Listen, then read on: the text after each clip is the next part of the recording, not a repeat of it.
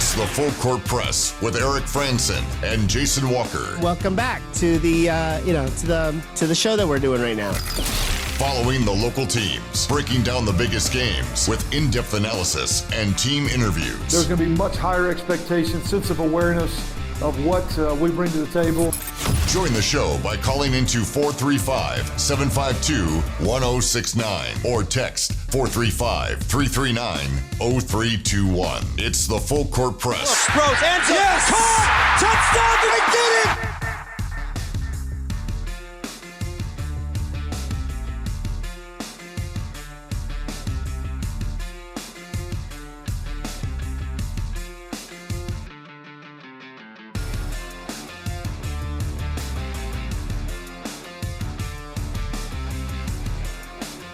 Welcome on into the Full Court Press.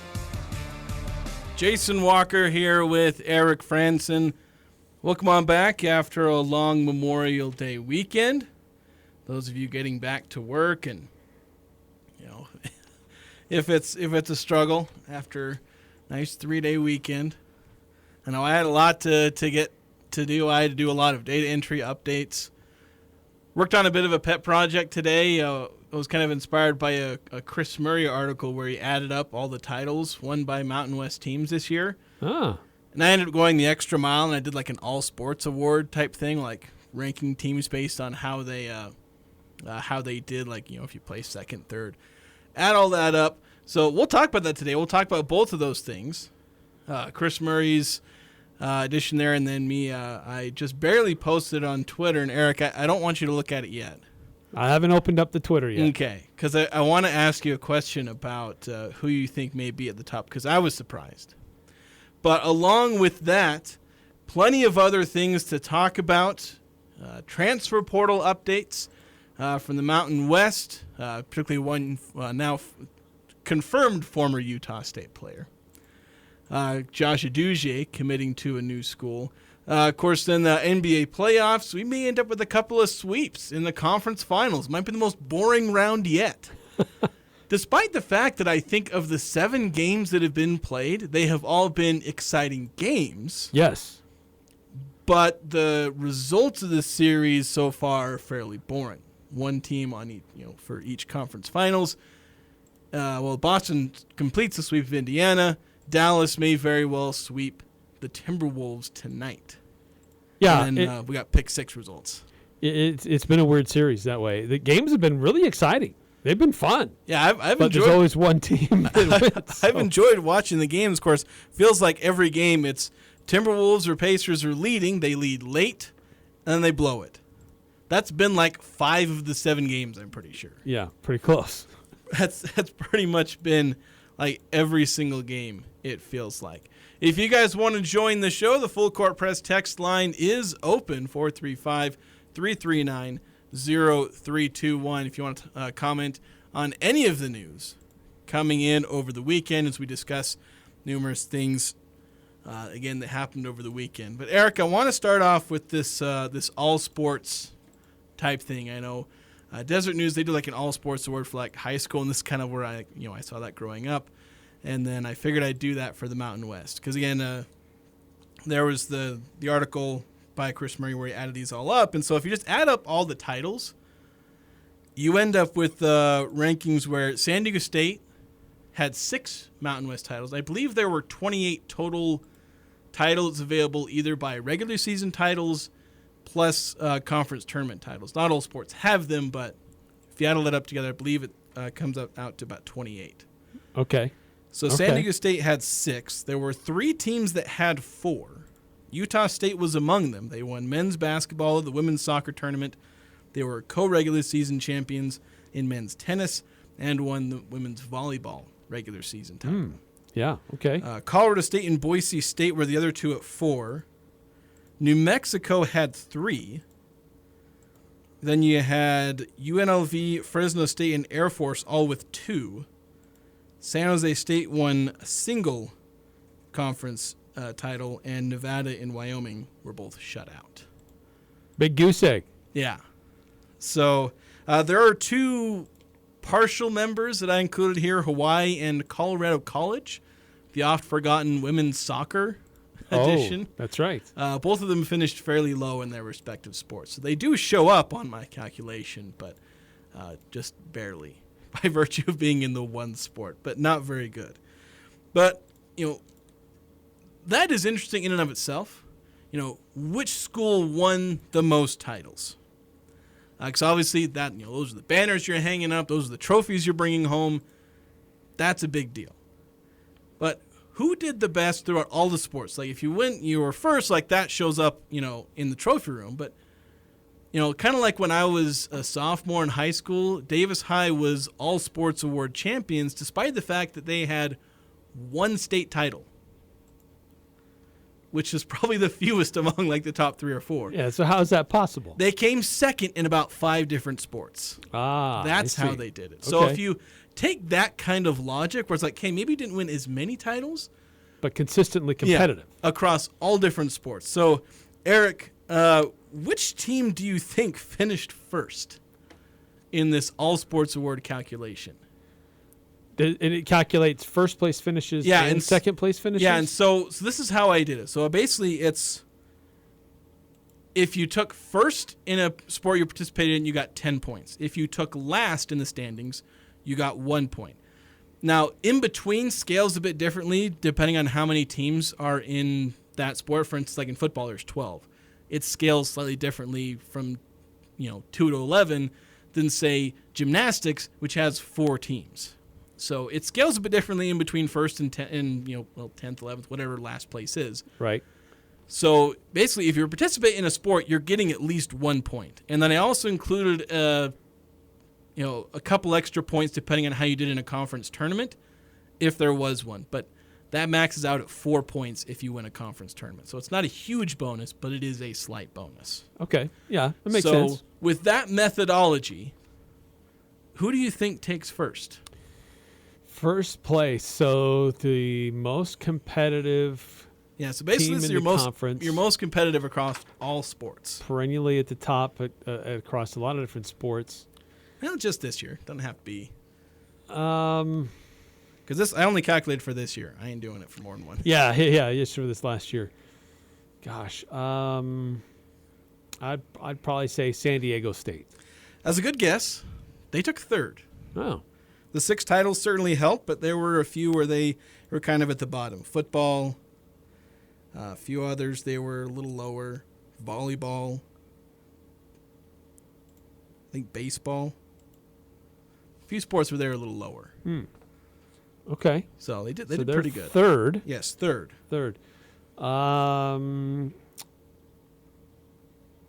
Boise State. Still a decent guess, but you're going the wrong direction. They were fourth. Okay, then I'll say Utah State. You're still going the wrong direction. They were sixth. Oh, no. So the team, and this surprised me because I went back and I was like, hold on, did I have some kind of data entry? And there may very well be a data entry error somewhere in here. I'll have to see if anybody does the legwork to try and correct me on one of those. But Eric, New Mexico was first. New Mexico? I would not have guessed New Mexico. Yeah, because you think, okay, they were middle of the pack in men's basketball. They were at the bottom in football. But across basically every other sport, they're toward the top. And 3 titles, 2 regular season, women's cross country, women's tennis, and then winning the men's basketball tournament.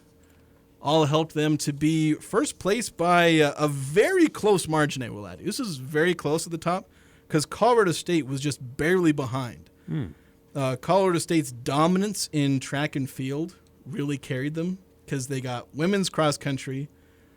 They were co-champions with New Mexico. So if you hear me say both of them won women's cross country, it was a co-championship.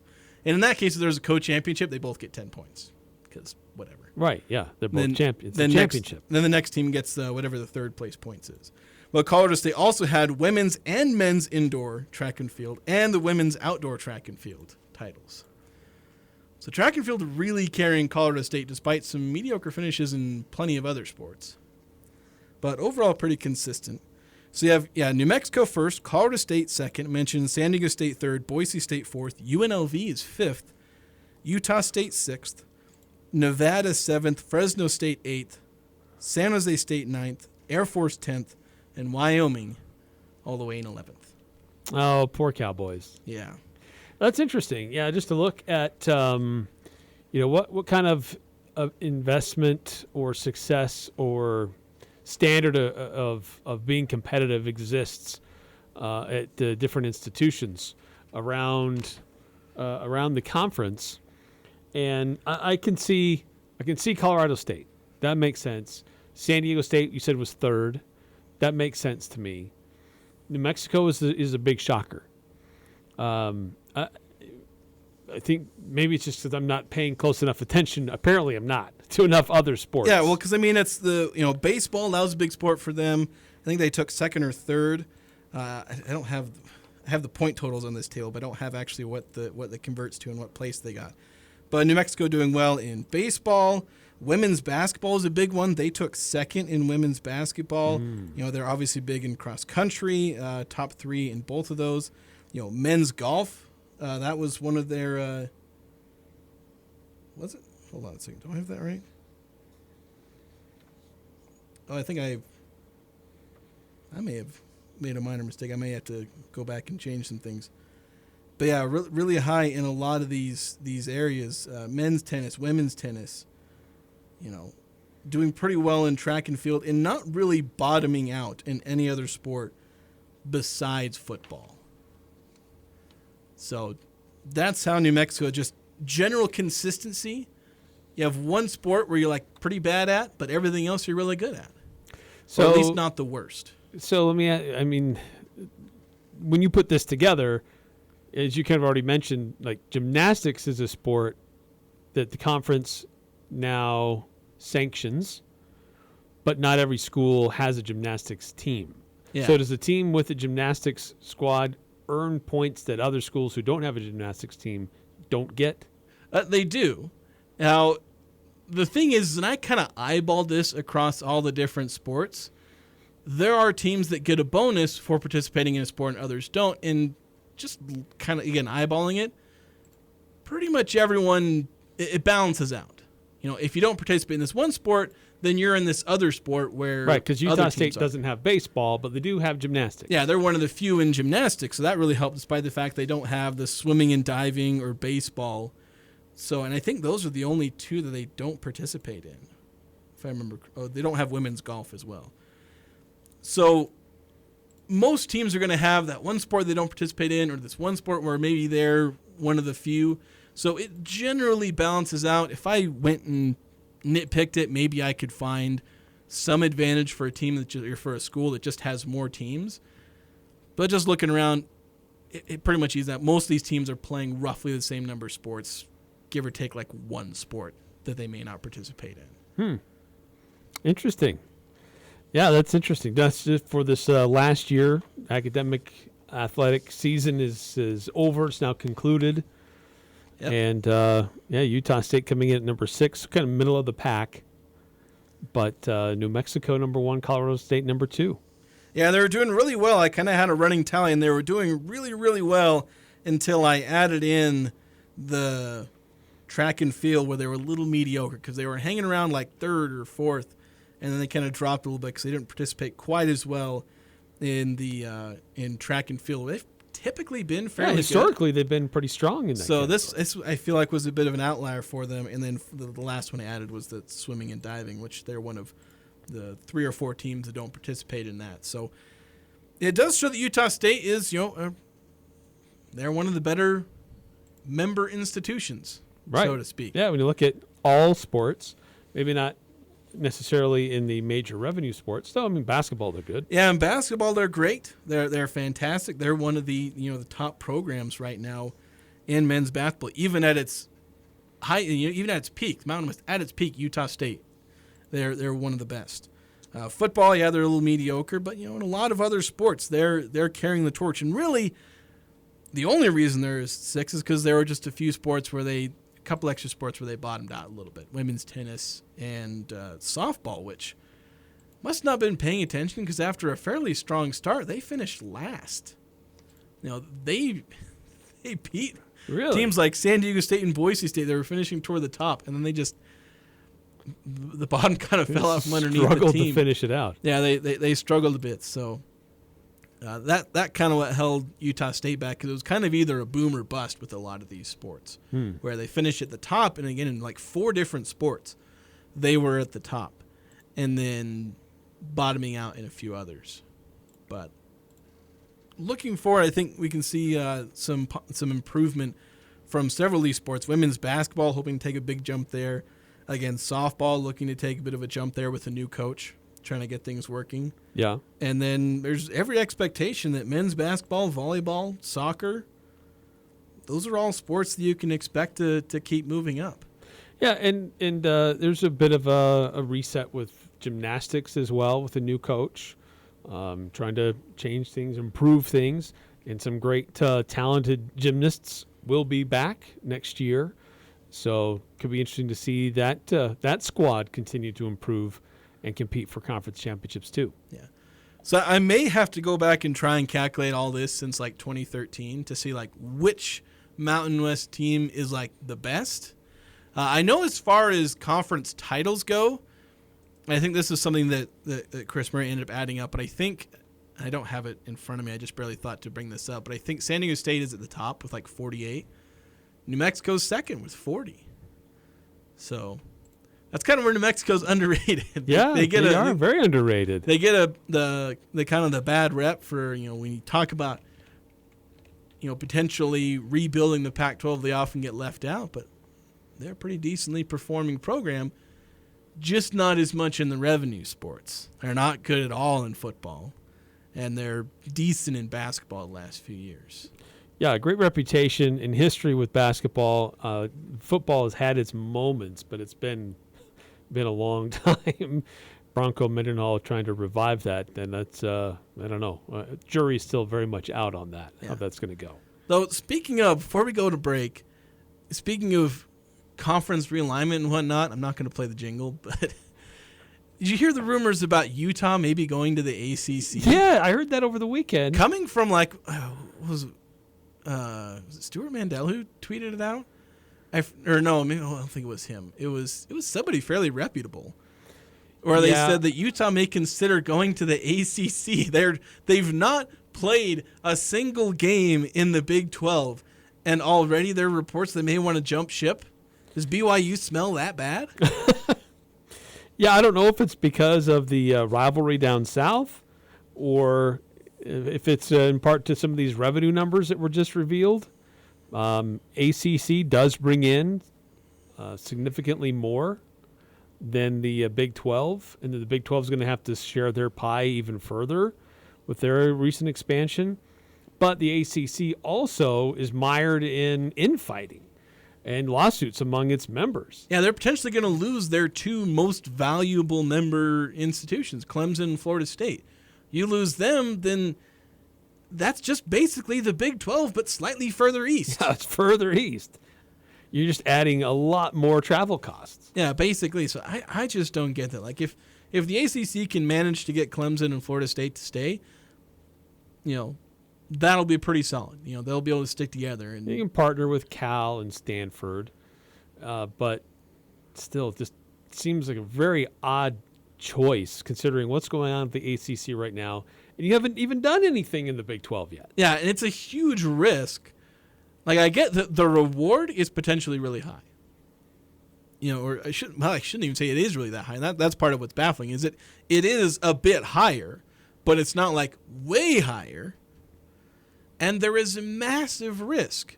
What if the ACC starts to collapse, where teams start, jumping ship, particularly Clemson and Florida State? Then suddenly you're part of a somewhat sinking ship. It'll probably stay afloat. I don't think it's going to have a Pac-12-esque collapse. But then, if you've left the Big 12, and if the ACC starts to collapse and it ends up worse off in the Big 12, well, you've burned the bridge with the Big 12. Are they going to take you back? Yeah. Maybe, maybe not. But then if they were to let you back in, there'd probably be some, revenue restrictions, a la what Stanford, Cal, and to an extreme SMU are facing. So, yeah, there's a bit of a reward, but the risk is massive, and the Big 12 is fine. You're in a conference. Granted, it'll be really tough for you in a sport like basketball, but look at some of the other sports like football. Utah looks like they're going to walk into the Big 12 and win it next year. Yeah, right. It's the college football playoff is served on a platter for Utah to just walk through and gain access to. Yeah, so they're in a wonderful spot there, but it's good enough competition for them to be respected as a power conference school in football. They'll maybe get a couple of knocks because they're not the Big Ten or SEC, but since you're never going to be in one of those conferences anyway, nobody cares. Like in Florida State, like the ACC, you're not going to get any better. Florida State got pushed out of the playoff because they were in the ACC. Yeah. So it's such a stupid idea. Like if you want to go full throttle, full on gamble, slot machine, just go for gold, I guess try and go to the ACC. But otherwise, it just makes no sense. Just stay where you are. You're in a conference with a rival. You're reigniting that, which is wonderful for both the sport and for the state. And Colorado and Arizona State. Yeah. Your travel costs are significantly less. Yeah, you're geographically very stable. Like, everyone's pretty much in the same familiar rivalries. Yeah, it's just them going to the ACC just is really dumb. And it's also, reignited a bunch of I know there's one of the Oregon State guys who keeps dreaming up different ways for Oregon State and Washington State to end up in like the Big 12 or the ACC. Now he's dreaming up these again. It's like, oh yeah, we're all going to the ACC. Put Utah and San Diego State and Tulane and all that in the ACC. There'll be 20 teams in the ACC. Again, it just feels like a random rumor. Like, yeah, pie in the sky. I don't see the logic. The silly season continues. Yeah. Speaking of silly season, we'll talk about transfer portals. The transfer portal, particularly men's basketball, a little bit with both Utah State. Josh Uduje finding a new school. He'll officially be moving on from Utah State. And then we'll talk a little bit about who has maybe the best transfer classes so far. Most teams pretty much settling their roster. Not everybody's done, but most of the big names have likely come in for each school. So how do they rank? We're going to be using I don't know if any of you guys use evanmia.com, but I use his rankings. So we'll kind of talk about those rankings, maybe your own opinions on which teams have the best transfer class so far and where Utah State might rank. So we'll have that coming up next here on the Full Court Press. This is Ryan at My Mattress. My wife and I were laughing the other day because she read an article about things not to buy online. The first thing was prom dresses. Dresses advertised versus dresses delivered. Needless to say, what people thought they were getting is not what they got. It's much the same with mattresses. Almost always, buying a mattress online ends in buyers being let down. At My Mattress, we try to always exceed expectations. Lower prices than online and better beds. Only at My Mattress. Do you have a fireplace or stove that isn't working right? Why wait until next winter to get it fixed? Get ahead of the game and get your fireplace or stove serviced now by Advanced Fireplace and Stove. They service everything from Quadra-Fire pellet stoves to heat and glow fireplaces. Get a 20% discount on your next service and labor when you mention this ad. Call 752-7272 or go to advancedfireplaceandstove.com. Advanced Fireplace and Stove, where comfort is their business. Spring. It's time to get those old rusted vehicles moved. Call DD Auto and Salvage and get paid for moving that old rusted out junk vehicle. DD Auto and Salvage makes it easy and fast, paying you the most money possible. Pickup is available. DD Auto and Salvage in Logan wants to pay you today. Call 787-1204. That's 787-1204 today. See store for details. Security. It's the most precious thing you can give your home, especially if it's guaranteed. No cheap locks, no weak keys, no inadequate hardware, just the expertise and precision and security. Beezer Lock and Key believes there's no place like a safe home and no home safer than one secured by them. It may seem they only sell locks and keys, but what they really sell is peace of mind. Search Beezer Lock and Key or go to 4th North and 1st West and just add confidence. She was there for you on your first day of school. And all those special moments since. Now, Mom needs you. When Mom or someone you love needs home health or hospice, give them the care they deserve. With core values of character, experience, and trust, see why we have been voted Best of Northern Utah. Contact Aegis today. 435-723-9000 or find us on the web at myaegis.com. Nearly 21 years ago, Cafe Sabor opened their doors at historic Logan train station. With the help of hundreds of amazing employees and patronage of thousands of wonderful customers, Cafe Sabor is proud to have been voted 3 years in a row Cache Valley's favorite Mexican restaurant in the Best of Northern Utah contest. Follow Cafe Sabor on social media for giveaways and promotions. Search Cafe Sabor for a restaurant near you. Thank you, Cache Valley, from your friends at Cafe Sabor. Retirement. Are you ready? Adams Wealth Advisors specializes in preparing you for a secure retirement. There's no reason to feel frustrated. The team at Adams Wealth will create a personalized plan that includes timing of retirement, reliable income sources, Social Security, estate planning, and more. Adams Wealth Advisors has a team of CPA, certified financial planners, Social Security experts to help you plan and retire with confidence. Call today, 752-1702, or visit adamswealthadvisors.com. That's adamswealthadvisors.com. Your dream retirement starts here. Following the local teams, it's the Full Court Press with Eric Frandsen and Jason Walker.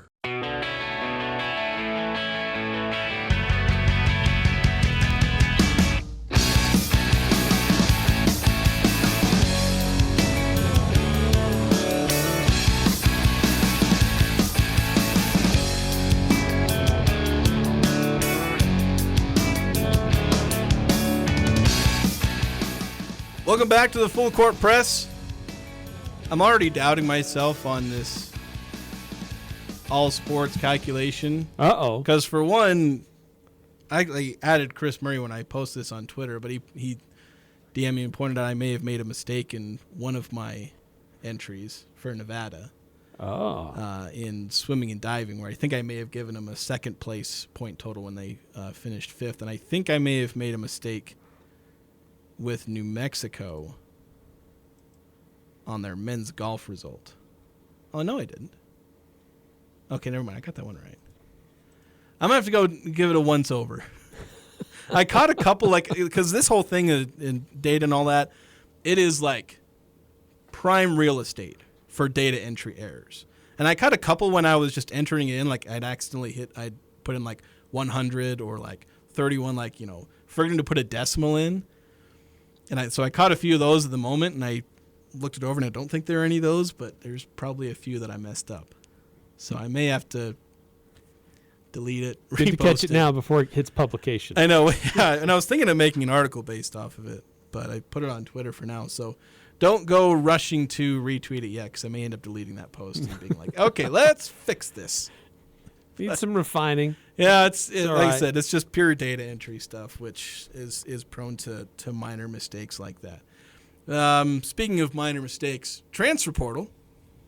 I don't know what that has to do with minor mistakes. Well, to be determined if someone made mistakes in deciding to leave or to stay. Yeah, that can happen. Of course, I saw another update from one of the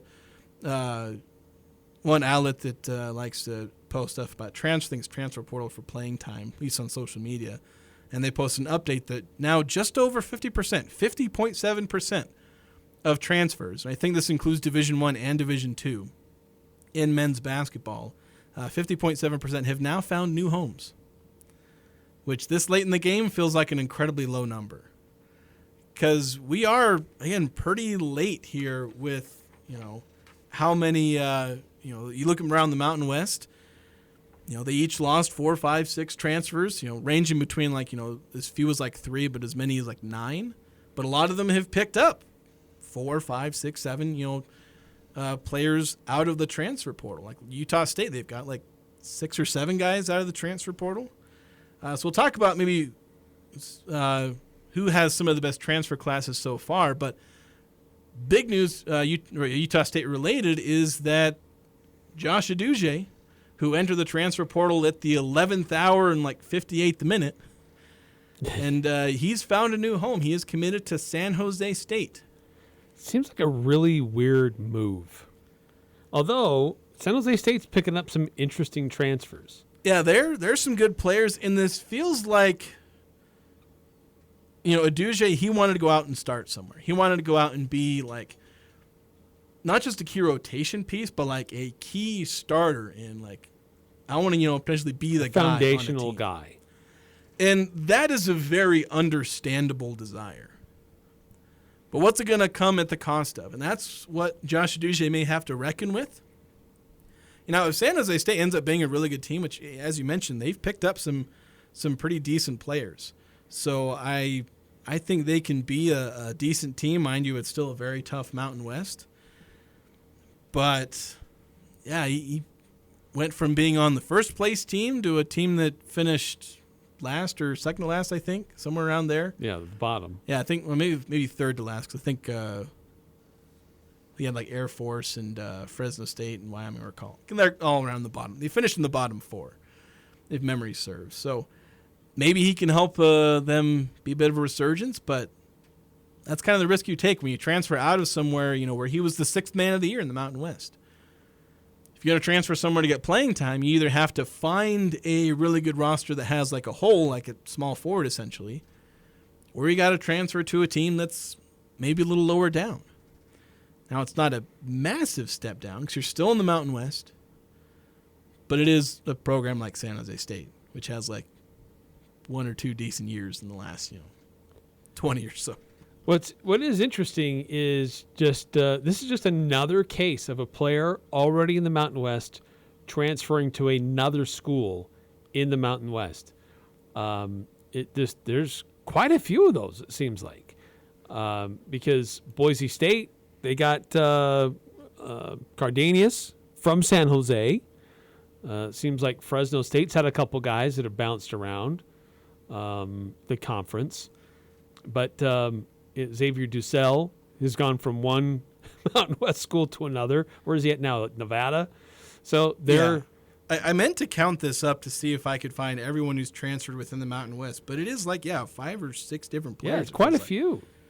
Yeah, you mentioned Uduje, Xavier Dussel, Cardenas. Again, you mentioned, I think you mentioned pretty much all of them. But, yeah, it feels like there are almost way too many that are just transferring within the conference. But so that does make it kind of weird just how much you see players transferring within the conference. And there were several last year that transferred within the conference. So, Max McPole, Utah State had one of them. New Mexico got a guy from Fresno State. I'm suddenly blanking on his name, but he transferred from there. He was the leading scorer for Fresno State. Ended up being the 7th or 8th guy in New Mexico's rotation. Then he graduated. I suddenly can't remember his name. He was a guard. He was pretty solid at Fresno State, but I guess he wanted to move up. But that cost him playing time. Right. For the most part. That's the risk. So I want to ask this question, Eric. Who do you think has the best transfer class? Now, I'll go through these rankings. I mentioned them before the break. EvanMia.com is one of the resources I use, a lot of advanced stats. And in this case, has a pretty extensive database for the transfer portal. I don't know if it's 100%, has all the players in the portal, but it's got most of the transfer portal commits for each team in the Mountain West. There might be 1 or 2 missing, but, when you're in the Mountain West and a lot of sites will focus more on the Power Conference schools, this is about as close as you're going to get to a comprehensive transfer ranking. So here's the incoming class ranks for transfers. Now, I don't think this includes Division II players, and there are a couple schools that have brought in some Division II players. But excluding those guys, you have Colorado State, who actually ranks first out of the Mountain West with the 73rd best transfer class. Kind of headlined by Ethan Morton out of Purdue. One of their players, a 6'6" wing, obviously national title runner-up team. So a very good player. Utah State actually coming in second with some very solid additions. Tucker Anderson, Drake Allen. They actually ranked Drake Allen as the top recruit, a 4-star transfer recruit. But a lot of people I think were maybe more excited for Tucker Anderson or Dayton Albury, but a lot of good transfers. But Drake Allen rated as actually one of the top recruits out of the transfer portal. There's only 3 4-star recruits per this site that have transferred into the 4 that have transferred into the Mountain West. Drake Allen's one of them. So it was kind of interesting when I saw that. I'd maybe rank him as the 3rd incoming recruit, although he may be a dark horse to actually be the starting point guard.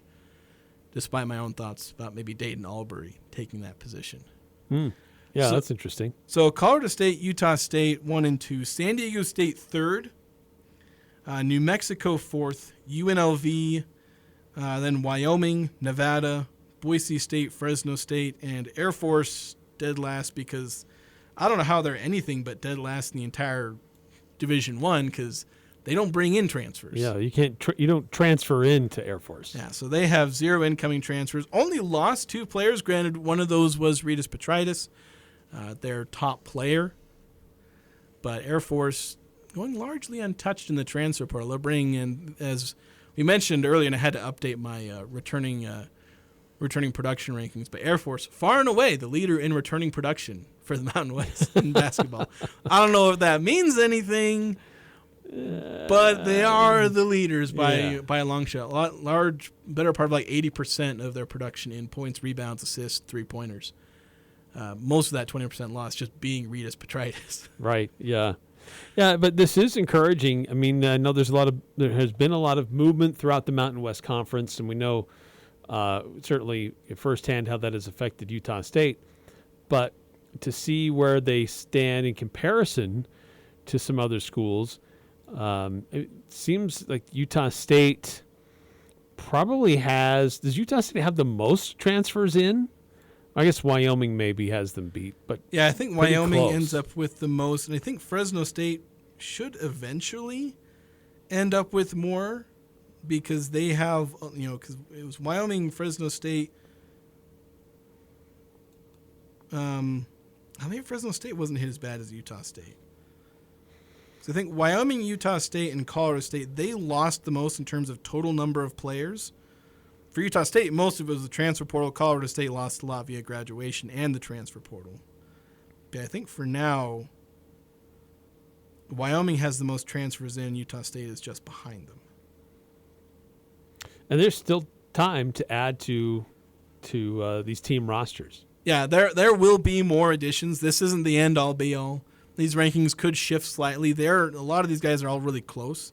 If you look at these rankings, they're all fairly close. Colorado State's 73rd, Utah State's 87th in terms of a national ranking. San Diego State 92nd, New Mexico 96th. So kind of bunched up there at the top. Some 4 different top 100 transfer classes in the Mountain West. So. Despite the fact that the Mountain West got hit super hard in the transfer portal, like some of their best players leaving, Great Osibor, JT Toppin, you lose Nick Clifford to the draft, Jaden Ledee to graduation, Darius Brown to graduation. So JT Toppin's going to Texas Tech. Yeah, he's going to Tech. He actually committed, I think, on the last couple days or so. Yeah. Ogbo from Boise State going to USC. Basically, everyone lost a key player to either the draft. Most of them lost key player to the transfer portal, and San Diego State, in addition to losing Jaden Ledee to graduation, they lose Lamont Butler, who I think he's going to Kentucky, was it? Suddenly can't remember. Yeah, he's going to Kentucky. They lose Micah Parrish and Elijah Saunders. So Mountain West got they got a pretty brutal hand dealt to them in the transfer portal, but they're bringing in some quality transfers as well. In the Full Court Press text line 8968. Saying, Utah, go to the ACC. Does it make sense? Tell me what makes sense in college sports in general these days. It doesn't feel... That's very true. I feel like some things kind of make sense. Like, it made sense for a lot of the Pac-12 teams to try and go to a bigger conference. Was it a good thing? No. I mean, for them, it was maybe a good thing. But to them, it's all about financial sense. Sense with a C. Yeah. That's the key.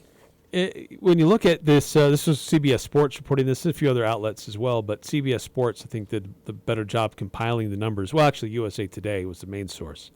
But in 2023, Pac-12 brought in $603.9 million in revenue. So it was about a $33.6 million distribution per member institution, which was the lowest among the 5. But its overall was higher than the Big 12. But, everything's going to be changing after this year with realignment again. But that's a pretty sizable chunk of change that's also headed to just 2 very specific schools. Yeah. in the Pacific Northwest. Yeah, and we'll see how that unfolds. They're all just, Washington State and Oregon State just sitting around. I did see something, and I may have to look into it, because when I was doing the all sports thing, I went to Wikipedia to get like all the different participants, which mainly just to see like teams that may only participate in one or two sports, Colorado College, Hawaii. So Washington State is joining the Mountain West in at least one sport. I didn't double check to see which, but there may be one random sport they're jumping in on. Interesting. I may have to double check that. But yeah, it says starting 2024, they're a member school in something. Yeah. And it didn't have Oregon State, so like it wasn't like, them and Oregon State in football. Scheduling alliance. Yeah. It seems like there's actually maybe one sport where they're officially a part of the Mountain West in, but who knows? We'll have to double check on that. Yeah. We'll get the full rundown as we start the 2024 season. Yeah, 2023, it's come to an end. The 2023-2024 sports academic year and all that, it's come to a close. We need to take another break. When we come back, we'll switch gears, talk a little bit about the NBA playoffs. Conference finals could be coming to a close today. Speaking of things coming to a close. And also, is Boston maybe just unstoppable at this point? Some kind of interesting stats that I was looking up today about their odds based on the most likely winner of the Mavericks-Timberwolves series. So that'll be coming up next here on the Full Court Press. Ladies, do you have your men's ring yet? We know that he got you the perfect ring, so let's get him one that will show how much you care, such as a one-of-a-kind Damascus steel, his choice of camo, or an exquisite redwood inlay. And if you really want something out of this world, come check out our meteorite rings. For the largest selection of unique men's rings, make it special, make it Jarek's at 930 North Main in Logan. Jarek's Fine Jewelry. Make it special, make it Jarek's. Rely now on a York Affinity Premium Comfort System to keep your home cool and comfortable. The new Affinity systems are smarter and more connected and more efficient than ever before, and you can cut your energy costs by as much as 50%. Call Advanced Heating and Air Conditioning, your local York dealer, to schedule a free system evaluation. Advanced Heating and Air Conditioning showroom is west of DI and online at advancedheating-ac.com. We're not comfortable until you are. Advanced Heating and Air.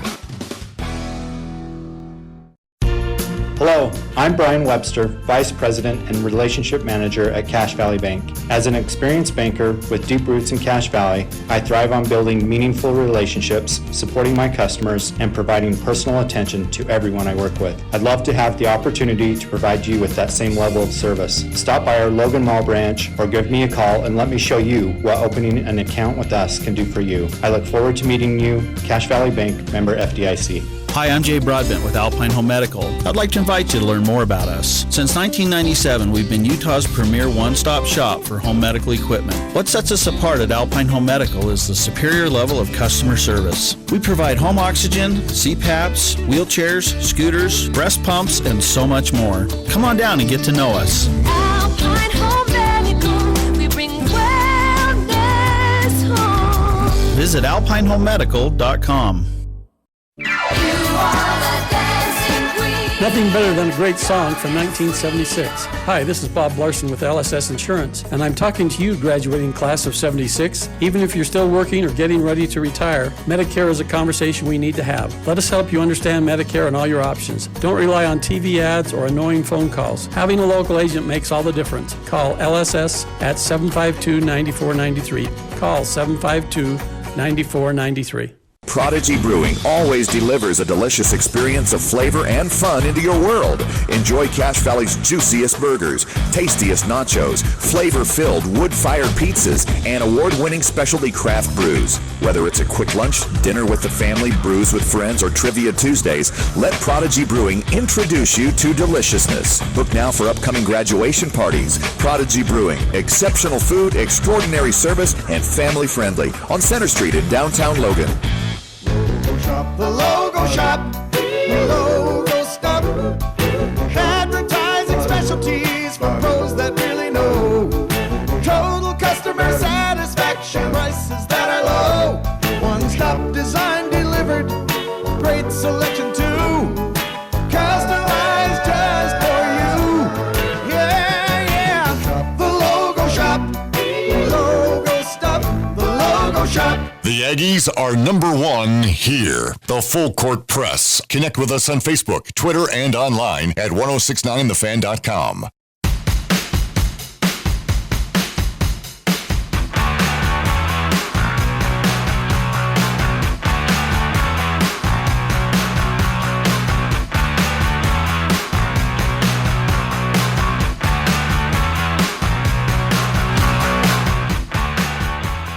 Four 435-339-0321. That's the number for the Full Court Press text line. And on that text line, 8968, texting and saying, Al Lewis once told me, when I told him that Utah State had a lot of experience coming back from a previous football team, he said they didn't do too well. So if what you have is bad experience, all we're getting back is bad experience. Yeah, and that's... I don't know if that's related to mentioning Air Force having, leading the Mountain West by quite a ways in returning experience in men's basketball. But maybe that could apply to Utah State in football. They're returning basically their entire offensive line. Struggled last year. Yeah. But they return all of it. Yeah. Of course, to be honest, I thought the exact same thing from the 2020 offensive line, which returned nearly everybody. And in 2021... or this may have been actually 2017 to 2018. There was one year where they returned every single offensive lineman. This may actually have been 2017 to 2018. They returned everyone. Next year they came back. The year before they were kind of bad. The next year they were great. So it just depends on if that experience improves. Yeah, that's the key, right? Having returning production is nice in theory, but if they're not, if the talent level is just not there, then you don't really have much coming back. But if it's a group or sets of players who are going to put in the time to improve their craft, then that experience is valuable, and they're able to have a greater impact on their team and play a larger role, more film study, develop their bodies more. But if you have the same habits as you had before, just because you have experience doesn't make you any better. And it's pretty rare for players to be really good if they're young and playing their first, regular, meaningful snaps. Like a lot of times you'll see guys who play for the first time, like senior year, and they're pretty good, but, they've had 4 years of experience to build that. You had a lot of people on Utah State, they're like sophomores and redshirt freshmen. The Ike Larsons, they're pretty rare. You don't get a whole lot of those guys. Yeah, I mean, and you take talent over experience any day. But if you can get the it's hard for Utah State to get tons of talent, though. Yeah, so they got to settle for experience in a lot of cases. Yeah, they do. And in rare cases, you get that convergence of both. But, Utah State is a development school. It has to be. And this current transfer situation has disrupted that. And so Utah State's trying to figure out who else can they turn to, who is developing their players so they can plug them in, because they're having a hard time developing and keeping their own guys. Yeah, it's tricky. Sometimes maybe the Utah State just needs to become a transfer school. Like, learn to get guys who already have experience, bring them in, just roll with it. It may be an adjustment because Blake Anderson's typically been a development guy. Yeah. But he can't do that anymore, so maybe he'll have to learn from that. Yeah, and there's still some that you will, because there will be some players who will still kind of fly under the radar a little bit. But once they get developed to a point where they're solid contributors, then they're noticed and they're sought after. Yeah, well, a lot of times they don't stick around long enough to develop. They just transfer out because they're not getting playing time. Yeah, it's true. We don't have time. We're going to get into the NBA playoffs, and we've kind of already touched on that. I may have to save some of these stats that I have about Boston and them maybe being just an almost inevitable title at this point. For reasons I'll have to get into. We don't have time for that because we got to take a break. And then we got to get to pick 6, so we'll do just that. We'll be back after this here on the Full Court Press. Imagine your wedding day. Elegant, simple yet stunning, stress-free. It's your day. It's all about you. Whether you're looking for small and simple or have a grander idea, the Riverwoods Conference Center will accommodate your every need. Choose the inside ballroom elegance or outside along the natural decor of the beautiful Logan River. A Riverwoods event planner will work personally with you to make sure your event is exactly how you've envisioned it. The Riverwoods Conference Center, where your happily ever after begins. Google Riverwoods Conference Center or call 750-5151. Old McDarrell has a farm and appliance farm With down-home country prices and big city selection. E-I-E-I-O. When you're looking for a friendly spot to drive a little and save a lot, hey, Old McDarrell has a farm, an appliance farm. Low overhead, but lots of country charm. See Darrell's Appliance in beautiful downtown Benson. What can a business technology partner do for you? Well, a great one like Les Olson IT will help you become more efficient, more secure, and help you stay on top of your network. Plus, they have all the products and services you need. Computers, servers, business telephones, surveillance cameras, office applications are just the start. Les Olson IT's network cabling team can help you build a network from scratch or improve your existing network. Learn more about your office technology partner at lesolson.com. Les Olson IT. Cache Valley Ear, Nose, and Throat and the Allergy Clinic now have an office located inside the Miller Medical Building in Tremonton. Every Friday, Northern Utah's premier ear, nose, and throat medical physicians and staff will provide Box Elder County a better option to be seen. Cache Valley Ear, Nose, and Throat and the Allergy Clinic are now located in Tremonton. Save time, schedule your appointment today. Go to CacheValleyENT.com. That's CacheValleyENT.com for details. Most insurance products, including SelectMed, are accepted. When grid failures and severe weather cause power outages, your business might take a hit, or at home, you could lose your refrigerated food storage. Generac Standby Power Solutions help ensure an uninterrupted power supply. Generac is the #1 brand of standby generators. Get yours today from Golden Spike Electric, your trusted source for safety and security. Golden Spike Electric, powering your peace of mind. Online at gscgenerators.com or call 257-3016. They also service other models. This is Nate Lamson with Valley Office Systems, your home team when local matters. Valley Office Systems is your local provider for all things office, copiers, printers, furniture, and document management. Proudly serving Cache Valley since 2007. Visit valleyofficesystems.com. Interviews, analysis, and a little bit of fun mixed in. The Full Court Press on Sports Talk Radio, 106.9 FM, 1390 AM. The Fan.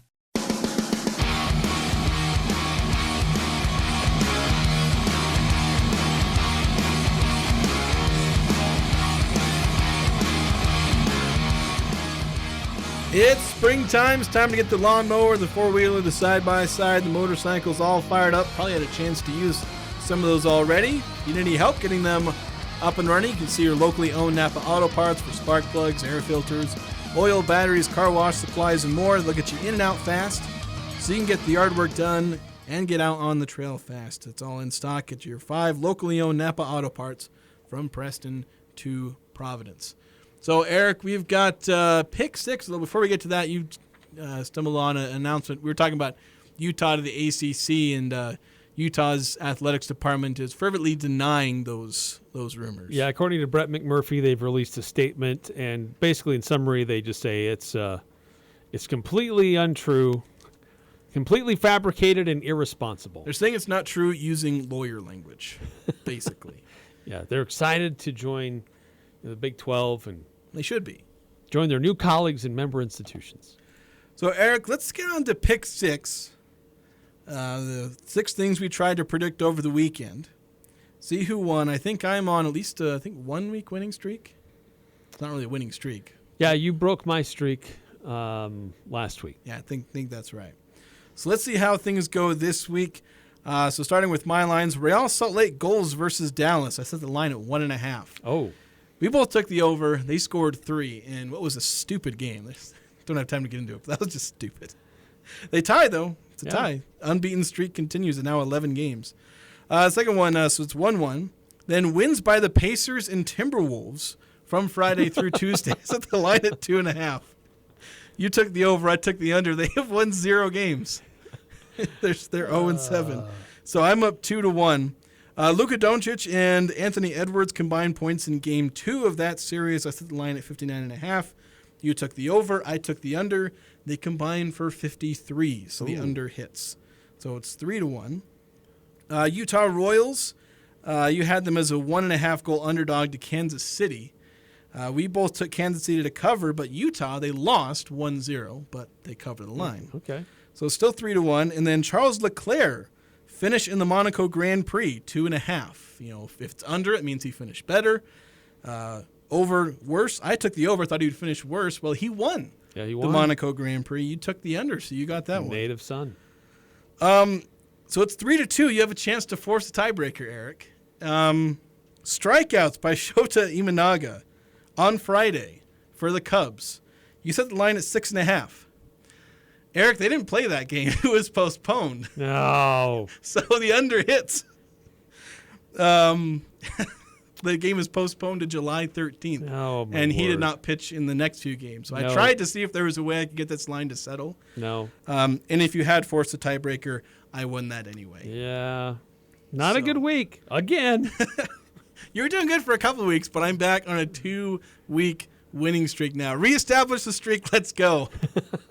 Anyway, that'll do it for us today here on the Full Court Press. Make sure to tune in tomorrow. Continue to talk about local sports.